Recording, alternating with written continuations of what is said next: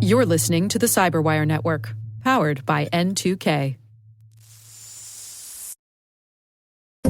You know, it's really important to build a better, more comprehensive understanding of the relationship between people and digital technology.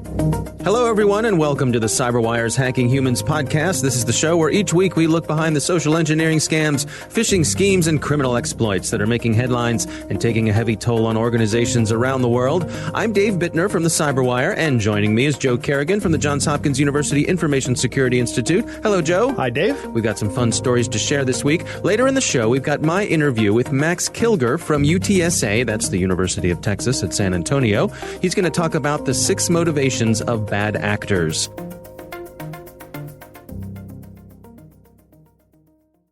And we are back. Joe, you know, we record these shows a few days before they actually are published, but this show is scheduled to be published on Valentine's Day. It is. So we thought we would focus on Valentine's Day sort of romance scams and so forth. Yes. I have to say, you certainly went all out this morning, decorating the studio here. It's full of beautiful red roses and boxes of chocolates. And not only that, but Joe is wearing a candy apple red tuxedo today. Yes, I am. In celebration of Valentine's Day, looking very dapper there. I don't know where one gets a tuxedo like that, but not everyone can pull it off, but on you somehow it works. I had it tailor-made, Dave. That's very nice. Very nice. Thank you. Well, why don't we jump in with our stories here? Joe, what do you have for us? So I have this article from the Better Business Bureau that actually talks about the anatomy of a romance scam and how these things work. And they generally have some very common features. And the BBB has broken them down to 4 phases of attack. Okay. And the first phase is contacting the victims. Sure. Of course, they got to reach out at first. They will create some kind of fake profile. They could do it on social media like Facebook,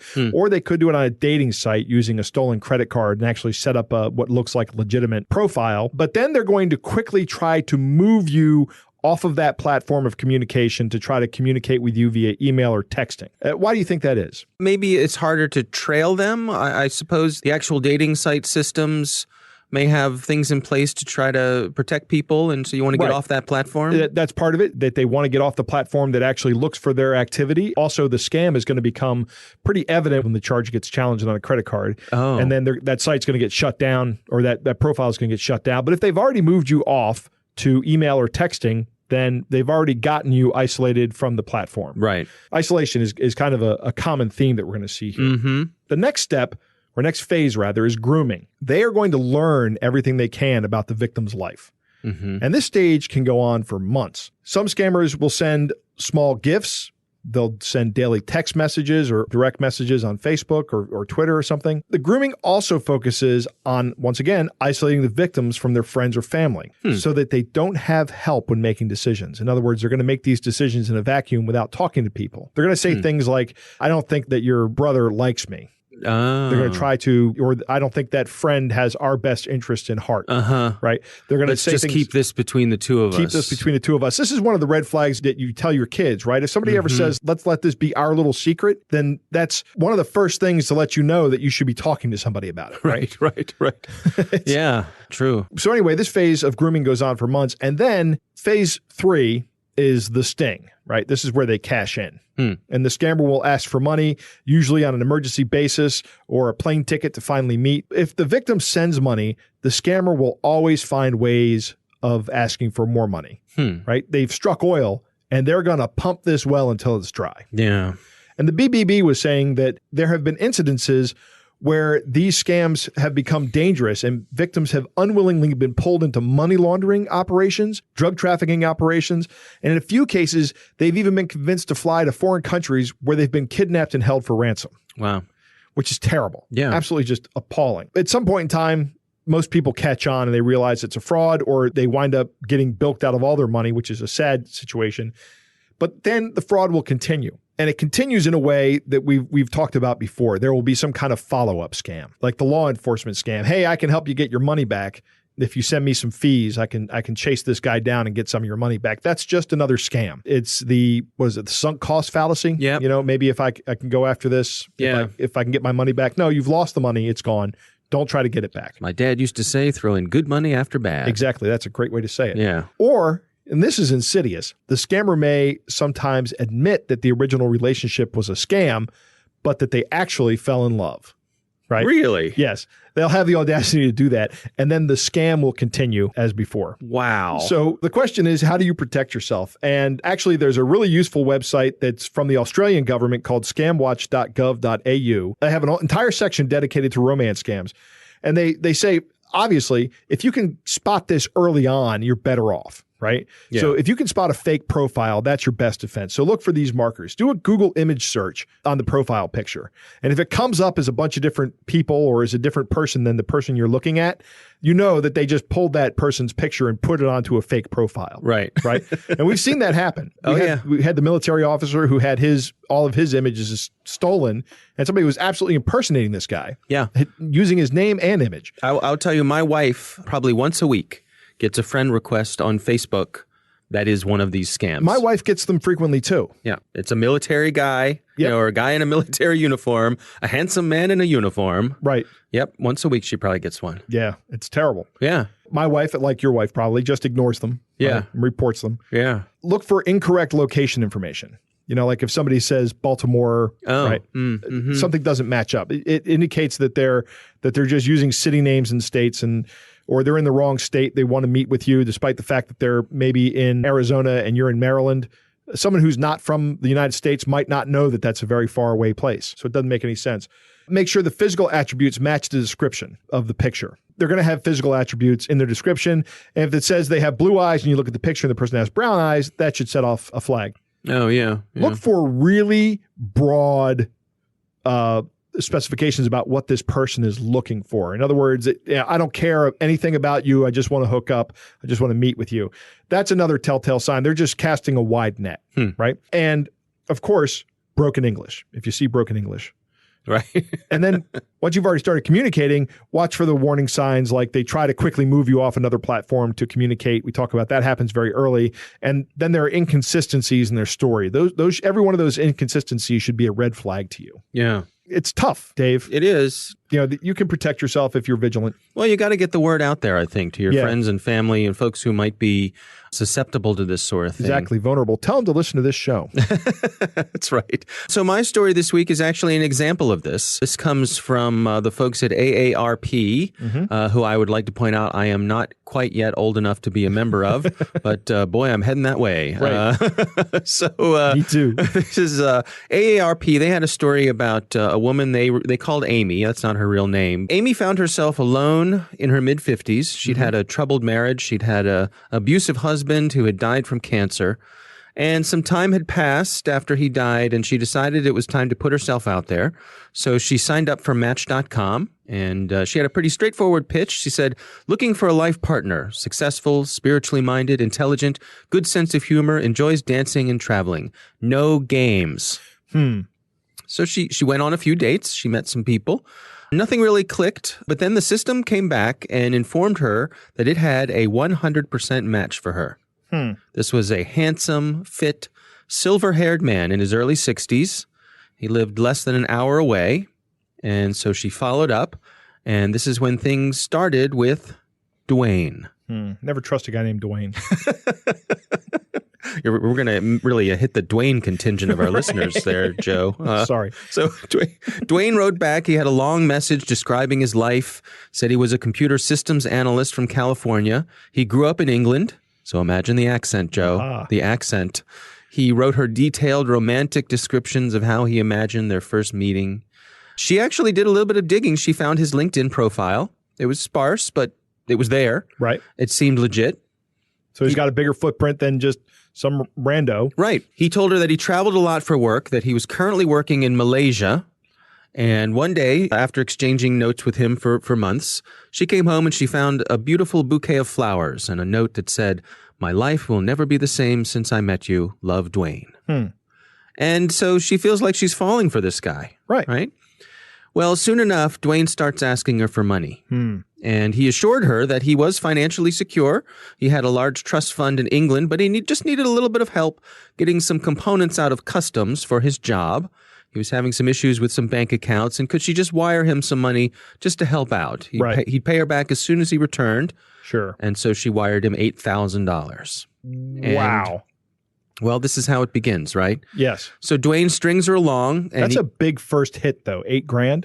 Yeah. He strings her along, promises that they're going to meet, can't wait to meet her. But the requests for money keep going on, and excuse after excuse for delaying their inevitable face-to-face meeting. Right. So finally, Amy's sister-in-law, who's been kind of, keeping track of all this and is concerned, she sent Amy a link to an episode of all things, The Dr. Phil Show. Huh. And if those of you who may not be in the U.S., Dr. Phil is a TV psychologist, I guess, or I don't know what his counselor. doctorate's in. Yeah. It's probably, I don't know, economics or something. It's unrelated. But anyway, it's Dr. Phil. And people come on his show and he gives them advice on how to live a better life. And Dr. Phil had a couple of guests on his show, and it was two women on the show who'd been scammed, and their stories looked all too much like Amy's. Right. So at this point, Amy starts using reverse image search on Google, which you and I have talked about before. Yes. On the pictures that Dwayne had sent her. And sure enough, they were obviously a real person, but they were not Dwayne. It was someone else who, as we've spoken about before, was completely unaware that he was involved in this scam. Correct. At all. So over the next few weeks, she continued to unravel the scam, but in the end, she had been tricked out of more than $300,000. Oh, my God. It's heartbreaking. Yeah. She owned her home. When her husband had passed away, she'd gotten some money and she owned her home. And this scammer knew that. And in some of the early discussions, they'd talked about their finances and so on. She contacted the FBI. She learned that there was very little that they could do to help get the money back. But one of the things that this article from AARP points out is that this is really a multifactored trauma that she went through. Obviously, there's the loss of the money. Right. But also there's the loss of the love. Right. And there's the feeling of being fooled. Yes. And the victims, they blame themselves, but quite often their friends and their family blame them as well. Right. Right. How could you be so stupid? Right. Is the thing that we hear. And we've said this time and time again, that this is not something that is an indicator of your intelligence. This woman is in a situation where her husband has passed away. Her marriage wasn't that great. Right. So she's been conditioned all of her life or all of her marriage for being set up for this kind of scam. Right. Almost. She's a prime target. She's a prime target, exactly. Unfortunate circumstances she's experienced. I mean, she's got this guy who for the first time in a long time is somebody that's nice to her. Yeah. And unfortunately, it was a scammer who just absolutely abused that. Yeah. One of the things it said in this article, I think it was one of the FBI agents who said, love is the most powerful drug there is. Yeah. And I think there's something to that. So, we talk about you have to have empathy for these folks. But I think that's a part that's overlooked quite often is the part of the loss is you're not a fool for falling in love. Right? I mean, the heart wants what the heart wants. Yes. Right. Could she have been more careful? Sure. Sure. But the feeling for her was real. Right. And the loss and the suffering of that is real. So I guess one of the other lessons here is just be careful if folks fall victim to these things, don't pile on. Yeah, don't jump on them. Try to help them, but try to be a little more empathetic. They're going through a lot. Because there is something out there that will fool you. Trust me. Yeah, that's right. That's for sure. All right, well, those are our stories, Joe. It's time to move on to our catch of the day. Joe, our catch of the day, this is actually something that I came across when I was searching around for some of the romance scams, knowing that we were going to be doing an episode today, thanks to Valentine's Day. Yep. And this is an online profile that someone had put in on one of these dating sites. And the profile goes like this. The profile name is, I Won't Murder You. My self-summary. I'm a fun-loving guy and a self-starter who has absolutely no interest in committing murder. I'm looking for love, companionship, or just that one lovely evening. And rest assured that one lovely evening will absolutely end with you back at your house, safe and sound. Let me take you into my magical world of not murdering anyone, ever, for any reason. What I'm doing with my life? I'll tell you this right up front. Certainly not murdering anyone. Least of all you. Right. Beyond that, mostly digging. Digging what? I'm guessing shallow holes in the ground. Right. This sounds like something somebody who was going to murder me would say. You think? Yeah. Yeah. This is diametrically opposed to our catch of the week from 2 weeks ago, or last week rather, right? Where the guy said he was going to murder you. Yeah. This is good. So obviously somebody's having a little bit of fun here, but sort of the opposite of what we were talking about earlier in the show. But be careful out there, folks. You never know who you're going to meet. Yeah, online. If I was a woman, I would never respond to this guy. I wonder how many people he got responding to his not murdery I don't profile. know. Yeah, I don't know. It's funny. It's like all those people who get involved with folks in prisons. Right. You know, what people want to save people, I guess, or help them out. So, all right. Well, that's our catch of the day. A fun one this week. Coming up next, we've got my interview with Max Kilger. He is from the University of Texas at San Antonio. He's going to be talking about the 6 motivations of bad actors.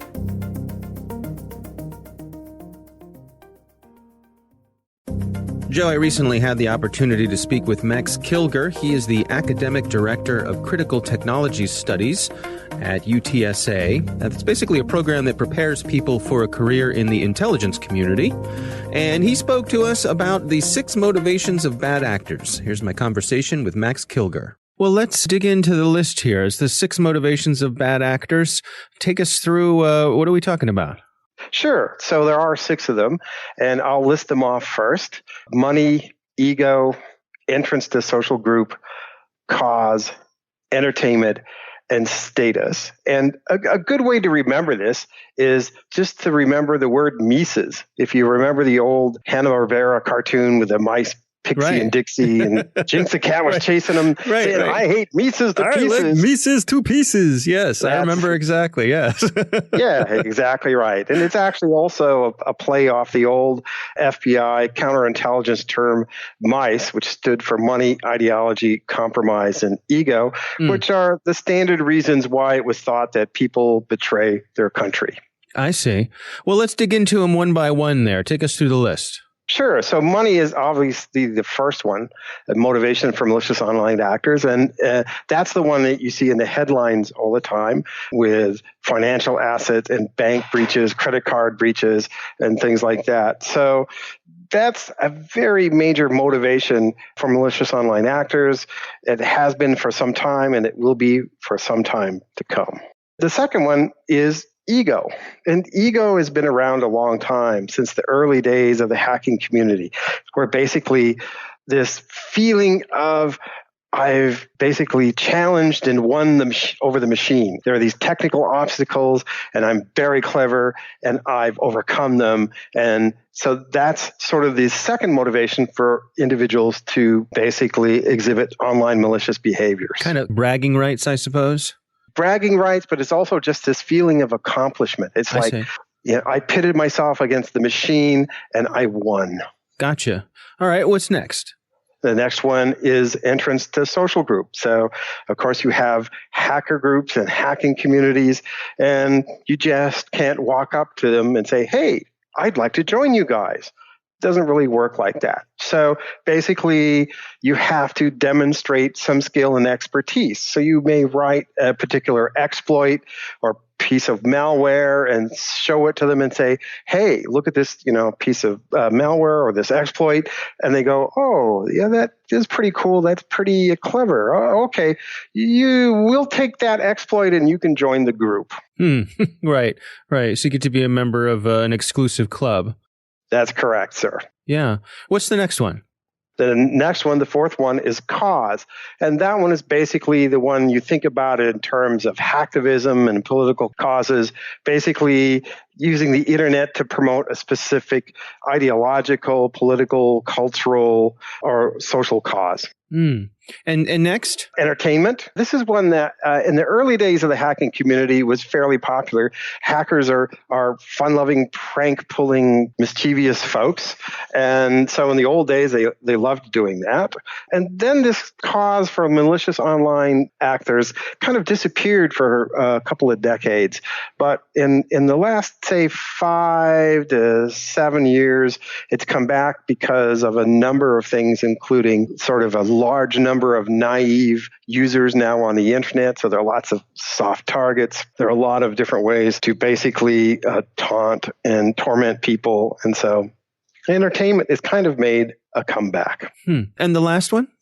Then the last one is status. That is your status in your local hacking group and your regional hacking group, nationally and internationally, depends upon your skill and your expertise in a specific technical area like networking or information security or operating system kernels or hardware and things like that. So status might be a motivation for a malicious act just to say, oh, look, I was able to breach this firewall. I was able to defeat this security system on this phone, things like that. Now, I suppose these motivations don't have to be isolated from one another. Do you find that certain ones tend to pair together more than others? Well, that's kind of interesting. Not as much as you think. Typically, people who have similar motivations tend to group together. And also, they tend to be sort of, oh, this is a primary motivation, whether it's money, whether it's entertainment, whether it's ego. They tend to be fairly primary. And we'll see some secondary motivations, so you'll see them paired a bit. But often there's one that's very strong, and then there's sort of a secondary one that's much weaker. Now, I guess to that point, do you see folks who are grouped together, is there a disdain for people who are motivated by other things? Yeah, that's correct. And actually, in the very old days in the hacker community, what happened was individuals who were interested in hacking for money, basically stealing credit cards or things like that, were looked down upon by the other members of the hacking community. That's actually kind of past now, and now we have this huge cybercrime community. And so there are a large number of cybercrime groups. And so the old days are kind of gone. Now, for folks who are looking to protect themselves against these sort of things, and I'm thinking particularly when it comes to things like social engineering, I mean, how does your work inform those defenses? What kind of advice do you have for people? It's the usual advice that you're going to hear sort of from other sources. It's the usual stuff. Oh, don't open things from people you don't know. Whenever for example, I receive a notification, say from a bank or from a company that I do business with, I'll never click on the email or click on the links. I'll always just go to the company's website and navigate to find whatever offer or whatever piece of information or whatever action I have to do, so that I never really try to react to anything that's either a URL in your email or an attachment that you have to open. So that's a pretty good piece of advice. And another one, of course, is to put some sort of defensive system on your machine, whether it's one of the local antivirus companies stuff, to use VPNs, don't use public networks, the usual things like that. Although putting, say, antiviral and anti-malware software on your machine, it's good, but none of them are perfect. They're always going to let some things slip through. So just be aware. It's a kind of warm and fuzzy feeling, but don't get too cozy. Yeah. I mean, it's interesting to me, for you as someone with deep knowledge of social psychology, you kind of sit at that intersection between the human side and the technical side. Yeah, I think that's really fascinating. That's what really started my passion many years ago. I sort of realized that how much it was going to change society and the way people interact, and also the importance that it had to fields like information security and cybersecurity. And I spent a number of the first years when I was doing this sort of wandering the halls of Washington, trying to say, hey, look, you should probably pay attention to this human element of cybersecurity. It's really important. It can help you sort of look into the future to see what emergent threats might be coming. It can help you sort of get out of your defensive huddle and become more competent and confident that you can meet incoming threats. But I have to tell you, it was a very tough sell in the early days. And do you suppose that folks are starting to catch up and get the word? I mean, it seems certainly that with all the phishing attacks that we've seen lately, that the social engineering side of things has really come kind of front and center. Yeah, that's actually a very good observation. And I'm actually happier because people are beginning to seriously consider some of the human elements and components in cybersecurity. And even in the cybersecurity field, now you have threat hunters who basically go out and look for threats and profile them and try and track what they're doing. And so that's actually encouraging because you're really using the human components and profiling to basically help protect your organization. The thing I always tell people is, hey, look, it's really important to build a better, more comprehensive understanding of the relationship between people and digital technology, because once you acquire that better understanding, you can begin to look out into the future and begin to say, oh, over here, that looks like that could be a potential emerging threat. And once you begin to do things like that and develop future scenarios, you can basically inform policymakers. You say, hey, look, we think this might be coming from this direction and it looks pretty serious. And then policymakers can make the decision to put resources against that potential threat, and you're not always being placed in sort of a reactive position.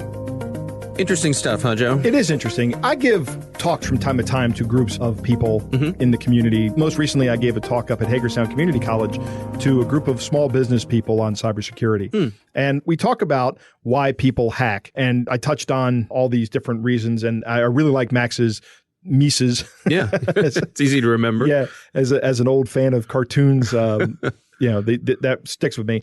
But my point in these lectures is that we used to say all these different reasons, but now the biggest concern is the financially motivated hacker. The reason that is because while these other things, ego, entrance, cause, entertainment status, are still factors in why people act this way, they make up a very small minority of why people do it. And those tend to be more random and less focused and crimes of opportunity. Money is such a motivator for these criminals that they have actually built out businesses around it. Right. And they have very efficient industry. It's an industry now. Yeah. To go ahead and exploit people and get their money. Right. It's not just the hobbyists. It's not just the hobbyists. It's not their kit computers in the garage. Yeah. It's like, imagine, years from now that what you're looking at Google now has some kind of, or Amazon or Apple now has some kind of counterpart that's an illicit operation that is as big as those operations. I don't think it'll ever get that big, but you're looking at a late startup for these kind of businesses, right? Where they're actually starting to make money and they're being very profitable at it. I agree with Max's statement that the focus on the human element of security is a long time coming. And that it's really good that we're finally just now starting to get onto it, but we really should have been getting onto it a lot earlier. Yeah. It's interesting. Why do you think that is? I think because we've all focused on the technology. And maybe the technology has actually gotten better. We've talked about this before. Sure. The technology has actually gotten good enough that the economic forces now push us to work on humans. Right. But if we'd spent time anticipating this problem, and that's kind of the issue, is we tend to be a little more reactionary than we should be. We should be trying to anticipate problems and get out in front of them before they happen. Yeah. But that's hard to do. Yeah. Especially on a global scale. Well, thanks to Max Kilger for joining us, and thanks to you for listening. That is our show this week. Thanks to the Johns Hopkins University Information Security Institute for their participation. You can learn more about them at isi.jhu.edu. The Hacking Humans podcast is proudly produced in Maryland at the startup studios of Data Tribe, where they're co-building the next generation of cybersecurity teams and technologies. Our coordinating producer is Jennifer Ivan. Our editor is John Petrick. Technical editor is Chris Russell. Executive editor is Peter Kilby. I'm Dave Bittner. And I'm Joe Kerrigan. Thanks for listening.